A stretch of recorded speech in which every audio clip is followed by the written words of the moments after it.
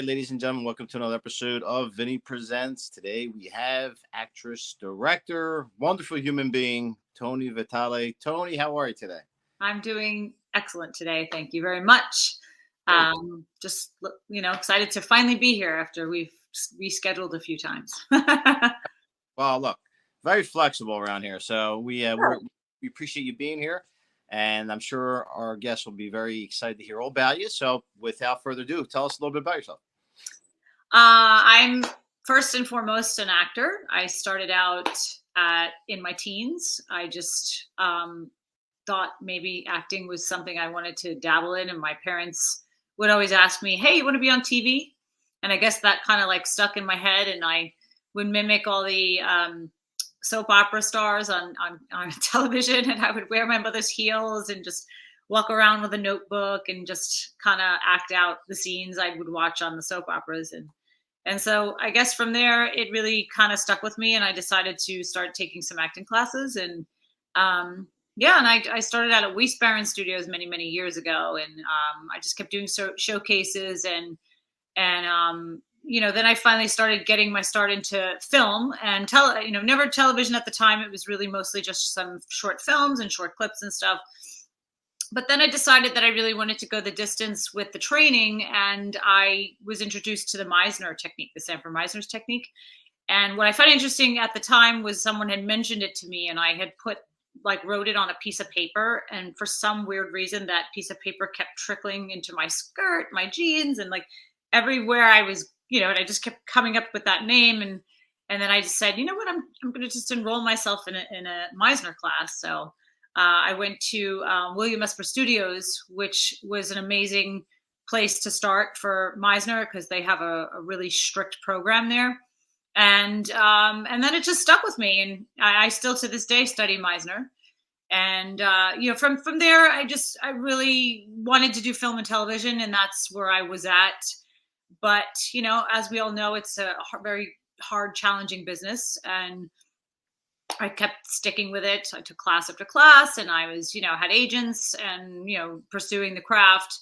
But, the technique of acting is a lot more than words on a page. It's, having to really feel this character and have emotions and, and not be reading as if we're reading lines from a page. It's supposed to come to life. So, and then from there, I just felt like acting was not enough. Like I wanted to act, but like, what else can I do? So I started up a production company, mainly because, at this point, we were auditioning, and a lot of stuff's not coming our way. So I highly was suggested to create my own work. And to this day, was the best advice anyone has ever given me, is to just really start working on your own projects, but also gain knowledge while you're doing it, because you don't just write projects and then it be this masterpiece. It's like you have to continuously learn. So I started to just write my own projects and do some films and direct. So that's where directing had come in. And I tried writing, but now I decided writing is really not my thing. And producing is there. I like producing too, but again, producing is not really creative. So, that's why I led to acting, directing. And then from there, I was like, let's do more. What else can we do? So I attended all these film festivals as an actor. Not any of my products were in it. I really just actually like to go to these film festivals and meet different actors and meet directors, producers, and get inspired by all these films. And I was introduced to the independent film world. And I just felt like there's something more here for me, because you can always make your own work and submit it to film festivals, but a lot of times you don't have the budget to constantly keep doing that. So why not go one step further and own my own film festival? And that's where I led to owning the Roosevelt Island Film Festival.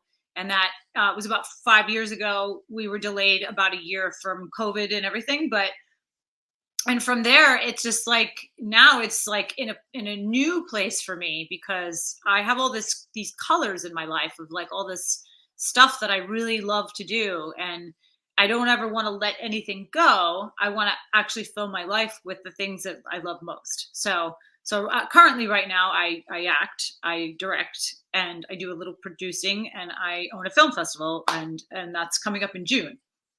So all of that from the start of that little Meisner paper took me all the way to here. And I just finished a Meisner class to begin with, and my coaches were amazing. And I suggest highly to every actor out there, every single actor out there, when you do the work with yourself, when you work on your inner self, acting is acting, but your inner self and your inner world is completely different. You become a better actor with your work because you start to discover a lot of things about yourself, and you start to transform and change and grow, and that really helps you in your work. I see a common trend though with a lot of actors that they simply just start their own production company because they're like tired of trying to get the establishment to pay attention or to Yeah. realize hmm talent. Yeah, the That's independent film world is a totally different world than your box office films and then your television.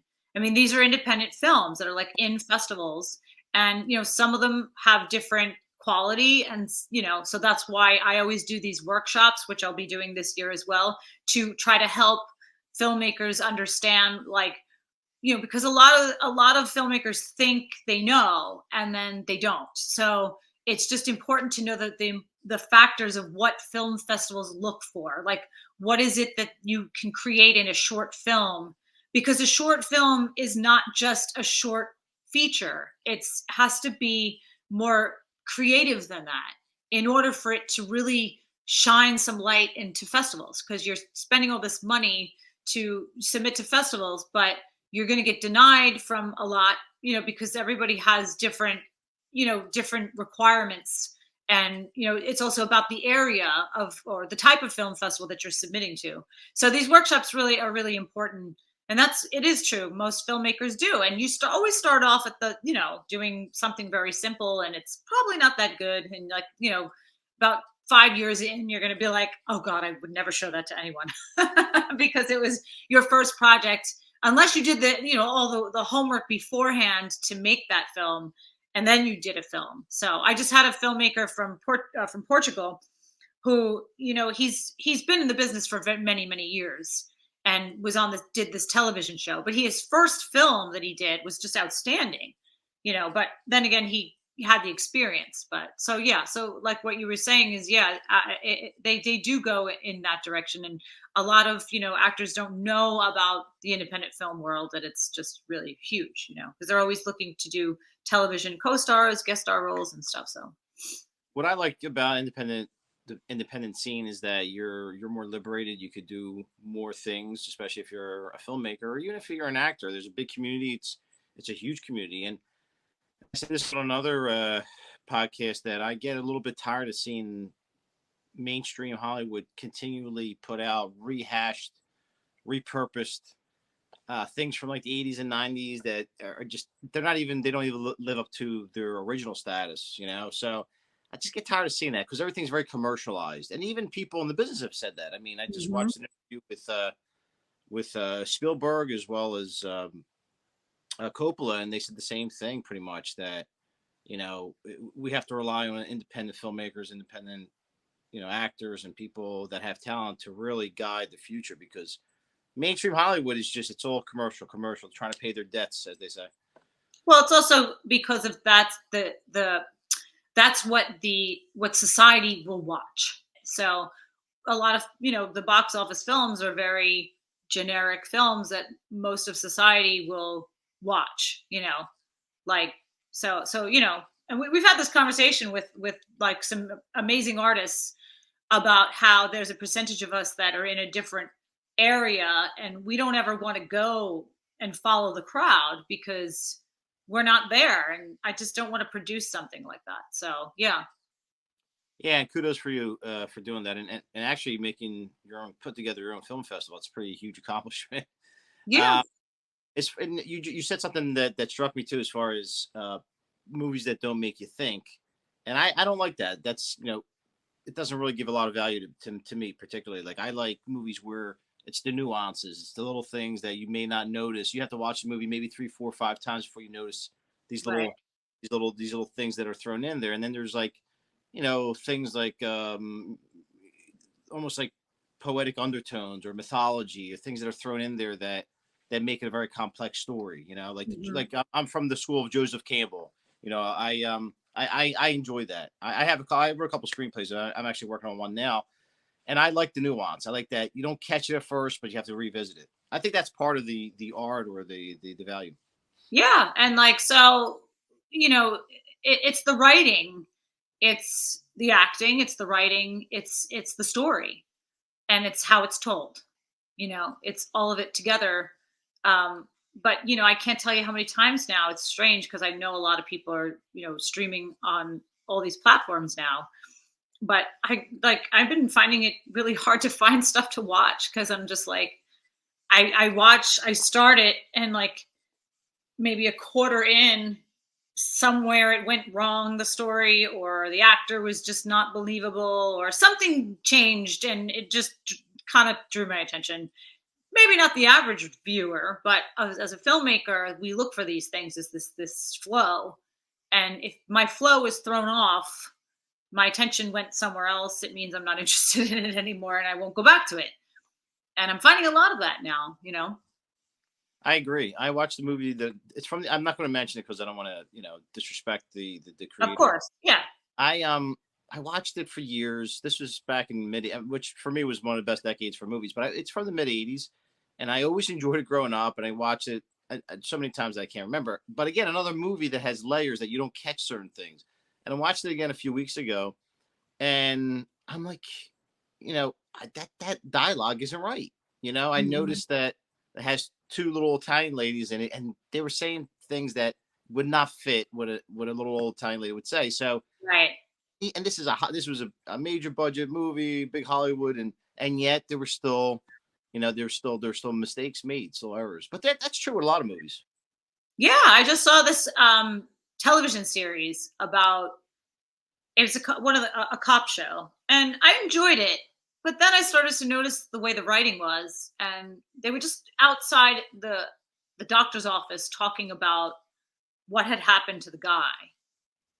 So, in my opinion, if you already established that to the viewer that you talked about with the doctor about what happened to the guy, but then you go into the room and all of a sudden the guy just happens to wake up when he's passed out in a coma during that conversation. Then you're in the hospital room and he automatically wakes up and you say what happened. Now you're right, you're establishing it again for the audience. We already know what happened. So it was just like the way they structured the writing, and it just like it was really, and these were all A-star actors in it, like, and I guess listen, you want to make the money and you're hired to do it. I mean, I guess we all would, but sometimes it's just like when it's relayed in that way with that bad dialogue and bad writing and bad structure, it's like a little embarrassing. I would say, like, Yeah, right. It's funny because you have all this pressure, from Hollywood to be on your, put out your A game as an actor, as a director, as a screenwriter, and yet they make mistakes too. they do. And again, you're getting paid and you want to get paid. And if nothing else is coming your way, of course you're going to say yes to something like that because you need the spotlight, you need the money. And even as actors, we like I've taken on quite a few roles in films that I was very sorry that I did that because we want to work on something, and I did that for a couple of years until I started to get to this place where now I was asking questions about what kind of crew do you have, what kind of equipment are you using, is this going to be properly filmed, because it matters. It matters in all areas of everything, not only as an actor, but as a filmmaker. If you have actors that are not experienced, it's difficult, as even if you submit it to a film festival, to watch, because if it's not believable, then what would make us want to keep watching if it's not believable? So I'm kind of like past that stage now where I'm like, I'd rather just not work on anything, or just go to a class, or like get something in more than working on something that's not up, and everyone's at different stages of their filmmaking. So, and that's fine, because there are other actors who would love to work on something like that because they need the training and they need, but we're all at certain stages. So it's kind of nice to be at a place to understand how no is a positive. So tell us about starting your own film festival, because that to me that's really exciting. So how did you do it? So, I mean, again, I've been an actor in all these films, and I've been to so many film festivals. And I don't. I'm still in awe over the fact that like it happened, because I said one day, I was like, you know what? I would love to have my own film festival, and I really had a lot of discouragement.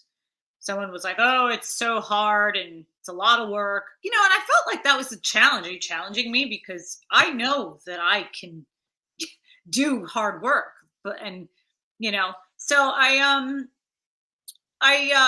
put it off for a little while, and it was really funny because I have this really amazing connection with the universe. And a lot of you won't understand this, and some of you will, but when you do the journey of the growth, you have protection from your angels, and you mentioned ancestors, all of that. It's like this divine protection. And so you follow the guidance of the universe. And so you start to grow and you start to shed and you start to transform. And anyway, so with that, when I kept saying I want to start a film festival, and I never did anything about it, because that was actually one of my weaknesses and habits, was saying I wanted to do something and then taking forever to get to that place. One day I was on the subway and I just was like, I need to go to Roosevelt Island. I kept saying it every time I was on the F train, because I would like ride the F train for work. And then one day I was on the F train and this person just happened to blurt out, "Oh, we get off at Roosevelt Island." And I'm like, "Roosevelt Island? You're going today." And we had the first year. And the first year was amazing because it was the year that everyone came out of lockdown, and it was like, where do I go? Right? I need to go somewhere. And it was like great because we had the seats filled and it was just a really big attendance. And then, the second year was the same way. We had a great attendance. And then what happened was, after 4 years, now you get a name. And, so when I was looking for the film festival, I went out to this, the Hamptons International Film Festival, and there was the owner of the Hampton International Film Festival. I was talking with him. His name was Roberto. And I said, "I'm looking to do my own film festival. I don't even know where to have it. Like, where would I have it?" And he suggested Roosevelt Island, because he's like, "Oh, there's nothing over there. And it's nice. You got the tram, you've got, it's unique." And I was like, "Oh, that sounds like a really great idea. I'll go out there, And again, there were people that were like, "Oh, it's very challenging. It's very hard." I'm like, yeah. Like, as artists, we can't listen to those little other voices, the discouraging voices. And then sometimes I do feel like they're placed in our lives to challenge ourselves to say whether we're going to have our negative minds say, "Oh, you know what, they're right," is really, or we're going to go, "You know what, it's fine. Thank you for your opinion." But so that's really how it was technically built. And then up until now, and now, like, this, every year I've had to go scouting for films, because I wasn't happy with, we needed, well, not that I wasn't happy, but I needed more films to screen. And I didn't feel like because, the films that you screen represent the festival, represent where the festival is going. What type of films you screen really represents, like, and it's important. So I always was done scouting for certain films and stuff. So this is the first year that I don't have to do any scouting. Like, submissions are closed next week, and I have pretty much the films that I've selected, but we still have a few openings, and we're still viewing some of the other films. So it's a lot. It's a lot to have your own film festival, but it is extremely rewarding in a way that you are looked up to, as it's like my resume. It's like I love where I'm at right now, because it's helped me learn about independent film. It's helped me understand that it's not required. Like, you can make a short film with a low budget, but you really need to understand how creative you need to be with it. How sound is like the most important thing, is sound, and your actors. Like, and you can have a quality camera, of course, but if you don't have proper sound, I mean, I see a lot of filmmakers throw different sounds in. They do the ADR and then they have the camera sound, and it's just like so inconsistent with the sound, and it's so hard to really follow. But yeah, and I praise all filmmakers who are at least trying to create their work. And that's why I highly suggest coming to any filmmaker panels, or doing your homework on what really can help you grow and help you get to that place where you have an award-winning film. So That's fantastic. Really, I mean, I love your drive, and I think that's secret to success. You have to be consistent, persistent, and yes, drown out the naysayers because there's plenty of them around. yeah, And and it's helped me even in my acting, because I am an actor first and foremost. That's what I do. The film festival comes around once a year, so I do it yearly. I work on it yearly, but mainly it's what is it that I love to do. Acting and directing are my two top things, and it's helped me understand that the types of films that are submitted are the types of films that I want to work on. Like, and that's why you have to ask a lot of questions as to where the project is and if there's a budget, and so it's important. And my managers are really great, so